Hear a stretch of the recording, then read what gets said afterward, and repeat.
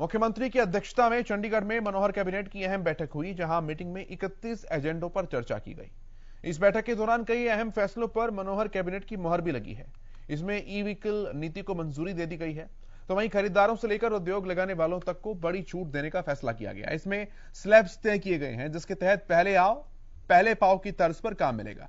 इसके साथ ही विदेशी कोयले की बढ़ती कीमतों को देखते हुए 2004 में हुए पावर परचेज एग्रीमेंट में भी बदलाव किया गया। कोयले की बढ़ी हुई कीमतों के अनुसार बिजली कर्मचारियों को रेट दिया जाएगा। इससे हरियाणा सरकार पर 50 करोड़ का अतिरिक्त बोझ पड़ेगा। तो वहीं इस कैबिनेट बैठक के बाद मुख्यमंत्री मनोहर लाल ने क्या कुछ कहा, अब ये आप सुनिए। 60 साल के बाद वृद्धावस्था सम्मान भत्ता जो मिलता है उसका प्रोसीजर वो हमने बहुत सरल कर दिया है। उसको आज कैबिनेट ने पारित किया है कि अब किसी को अप्लाई करने की आवश्यकता नहीं रहेगी, बल्कि परिवार पहचान पत्र के अंतर्गत जिसकी 60 साल आयु हो गई है और उसकी आय भी जो है वो विद इन लिमिट्स है, जो लिमिट 2 लाख की बनाई हुई है वो है, और उसका जो डाटा है वो सब परिवार पहचान पत्र की ओर से, क्रिड की ओर से और सोशल जस्टिस डिपार्टमेंट को दिया जाएगा। सोशल जस्टिस डिपार्टमेंट ने जस्ट एक कंसेंट फॉर्म वो साइन कराना है और कंसेंट फॉर्म साइन कराते ही और उसकी ओल्ड एज पेंशन शुरू हो जाएगी। अनऑथराइज्ड कॉलोनीज, चाहे वो नगरपालिका के अंदर हैं चाहे नगरपालिका की सीमा के बाहर हैं, इनको ऑथराइज करने के लिए अर्बन लोकल बॉडीज ने नगरपालिका क्षेत्र का तो एक्ट पिछले विधानसभा सत्र में बना दिया था, लेकिन बहुत सी कॉलोनीज ऐसी हैं जो नगरपालिका क्षेत्र से बाहर बनी है। ये भी लगभग 2000 कॉलोनीज हैं, लेकिन अभी उसमें से 600 के आसपास रजिस्ट्रेशन लोगों ने कर दिया है। उसके भी एक्ट की आवश्यकता है, तो उसकी एक्ट को लाने के लिए आज कैबिनेट ने वो एजेंडा पारित किया है। देश भर में स्टार्टअप्स की जब से घोषणा हुई है, हर प्रदेश स्टार्टअप्स के लिए अपनी नीति लेकर के आ रहे हैं। हम भी स्टार्टअप्स की नीति को लेकर के आए हैं। अभी इससे पहले जो स्टार्टअप्स को प्रोत्साहन और सहायता दी गई है उसमें भी हरियाणा पीछे नहीं है। दुनिया भर में स्टार्टअप्स का जो एक विषय शुरू हुआ है, देश भारतवर्ष वर्ल्ड वाइड अगर हिसाब लगाएं तो हम 3rd प्लेस पर हैं एज नंबर ऑफ स्टार्टअप्स पर कंसर्न, और उसमें भी हरियाणा बड़े अग्रणी स्थान पर है। कुल 60,000 स्टार्टअप्स में से 5,000 स्टार्टअप्स केवल हरियाणा के हैं। तो जो इलेक्ट्रिक व्हीकल की पॉलिसी है वो भी आज समय की एक मांग है कि प्रदूषण जितना फैलता है, वाहनों में डीजल की, पेट्रोल की जो खपत होती है, उसकी बजाय इलेक्ट्रिकल व्हीकल, ये बड़ी संख्या में उत्पादन भी इसका होना चाहिए, बड़ी संख्या में यूजर भी इसके आने चाहिए। तो सबके लिए, और इसको हमने एक फिजिबल बनाया है कि प्रोडक्शन में उनको क्या क्या सहायता दे सकते हैं, और जो लोग इसको खरीदेंगे, 2 व्हीलर, 3 व्हीलर, 4 व्हीलर, कारें, बसें, ट्रक जो खरीदेंगे उनको भी प्रारंभिक मात्रा रखी गई है, निश्चित की है कि प्रारंभिक जो फर्स्ट कम फर्स्ट सर्व वाले जो भी अप्लाई करेंगे खरीदने के लिए और अपना पैसा जमा कराएंगे, उसके बाद उनको कुछ सहायता। पावर जो निर्माता है बिजली के, और खास करके जो थर्मल पावर हाउस चलाते हैं, उसमें 2 प्रकार का कोयला यूज होता है, या तो डोमेस्टिक है या इंपोर्टेड है। पिछले दिनों में इंपोर्टेड कोयला बहुत महंगा हो गया और लगभग जो $100 का भी होता था तो $250 तक प्रति मीट्रिक टन ये पहुंचा है। तो इतना महंगाई होने के बाद कई कंपनियां वो घाटे के कगार पर चली गई, और उनकी डिमांड है कि हमारे जितने एग्रीमेंट्स हैं, या तो एग्रीमेंट्स को रिवाइज किया जाए, नहीं तो फिर हमारे यूनिट्स बंद हो जाएंगे और कंपनियां फेल हो जाएंगी। Haryana state data centre policy, बहुत दिनों से इसकी हम तैयारी कर रहे थे, काफी डिपार्टमेंट से परामर्श करने के बाद और अंतोगत्वा आज ये फाइनल होने के बाद Haryana state data centre policy हम लेकर के आए हैं।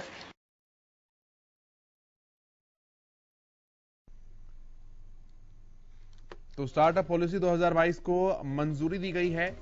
मनोहर कैबिनेट के अहम फैसले हम आपको बता रहे हैं। इसमें इलेक्ट्रिक व्हीकल पॉलिसी को भी मंजूरी दे दी गई है। इसके अलावा इलेक्ट्रॉनिक व्हीकल पॉलिसी के तहत खरीदारों को सहायता भी दी जाएगी। इसमें सब्सिडी जैसे भी कुछ प्रावधान हो सकते हैं। ई व्हीकल्स की इंडस्ट्री लगाने वालों को जीएसटी और पावर में छूट देने की बात मनोहर सरकार ने कही। बिजली समस्या से निपटने के लिए भी एक रणनीति तैयार की जा रही है, जिसमें एग्रीमेंट्स को फिर से रिवाइज करने की बात है। इसके अलावा माता भीमेश्वरी के लिए श्राइन बोर्ड बनेगा। रोहतक के बेरी स्थित जो मंदिर है उसमें वृद्धा पेंशन के लिए अप्लाई करने की जरूरत अब नहीं होगी। परिवार पहचान पत्र के जरिए काम और भी ज्यादा सरल हो जाएगा। महिलाओं को 18 साल तक के बच्चों के लिए सीसीएल यानी कि चाइल्ड केयर लीव देने का भी प्रावधान इसमें रखा गया है। पंचकुला को विकसित करने के लिए सीएलयू लाइसेंस की समय सीमा अब हटा दी गई है। अवैध कॉलोनियों को वैध करने के लिए एक्ट लाने का प्रावधान भी मनोहर सरकार करने जा रही है। गुरुग्राम में डेटा सेंटर स्थापित किए जाएंगे। ये भी फैसला इस कैबिनेट में लिया गया है।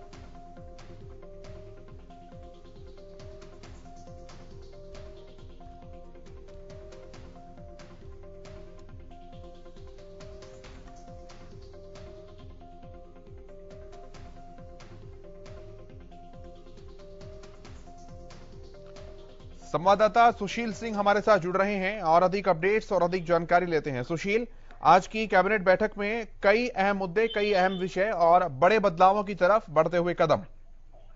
बिल्कुल केशव, सही कह रहे हैं आप। और आज की जो कैबिनेट की बैठक थी, हालांकि 31 ऐसे मुद्दे थे जिनको लेकर कैबिनेट की मुहर लगनी थी और तमाम वैसे फैसले लिए गए हैं आज के कैबिनेट में। जो फैसले हमें कहें कि 21वीं सदी के साथ जिस तरह हम आगे बढ़ रहे हैं और आगे फ्यूचरिस्टिक प्लानिंग को देखते हुए फैसले लिए गए हैं, चाहे वो बिजली की बात की जाए, क्योंकि अभी हाल ही में देखा गया था कि किस तरह से बिजली संकट उत्पन्न हुई थी। पूरे देश में हाहाकार मचा था। गुरुग्राम में भी कट, हरियाणा में भी कट लग रहे थे और लोग परेशान थे। तो उसको लेकर भी सरकार ने एक नए सिरे से एग्रीमेंट बनाने की बात कही। हालांकि 14 से 24 मेगावाट जो बिजली है वो बिजली निजी क्षेत्र से देती है हरियाणा सरकार।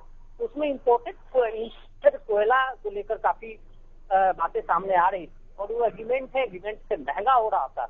इसको लेकर कंपनियां बंद करने को, जो प्लांट हैं बिजली प्लांट, उनको बंद करने की बात कर रही थी। हालांकि उस पर सरकार ने एग्रीमेंट की बात की है, जो बेहतरीन फैसला है। डेटा सेंटर की बात की गई है।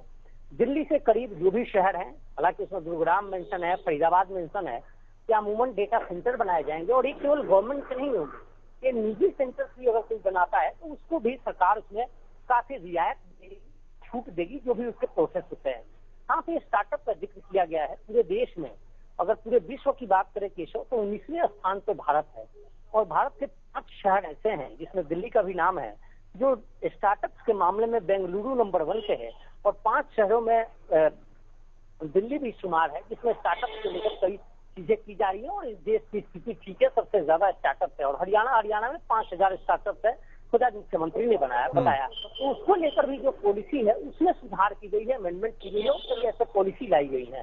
साथ ही देखिए इलेक्ट्रिक व्हीकल, पूरा केंद्र सरकार और पूरे देश की सरकार की फोकस इलेक्ट्रिक व्हीकल्स को लेकर है। और ऐसे में हरियाणा का जो 2 जिले हैं, गुरुग्राम और फरीदाबाद, क्योंकि इन दोनों ऑटोमोबाइल्स हब के रूप में जाने जाते हैं और ऐसे में मांग चल रही थी कि इलेक्ट्रिक व्हीकल्स को लेकर। और देखिए इस पॉलिसी में केवल यह नहीं कि कोई व्यक्ति इलेक्ट्रिक व्हीकल्स की कंपनियां लगा रहा है, फैक्ट्री लगा रहा है तो उसको ही रियायत की बात की गई है, बल्कि जो लोग भी, जो ग्राहक भी खरीद रहे हैं, जो बायर्स हैं, स्पेशली मुख्यमंत्री ने इस बात को नोटिफाई किया कि जो भी ग्राहक खरीद रहा है, यानी 10,000 तक बाइक की में है, बाइक अगर जो पहले राउंड में जो लोग खरीदेंगे उनको 200 रुपया रजिस्ट्रेशन चार्ज लगेगी, यानी 100% फ्री रजिस्ट्रेशन की बात की गई है। तो निश्चित तौर पे आज कई अहम फैसले लिए गए जिसके दूरगामी परिणाम है। ठीक है, बहुत शुक्रिया आपका सुशील, ये जानकारियां साझा करने के लिए।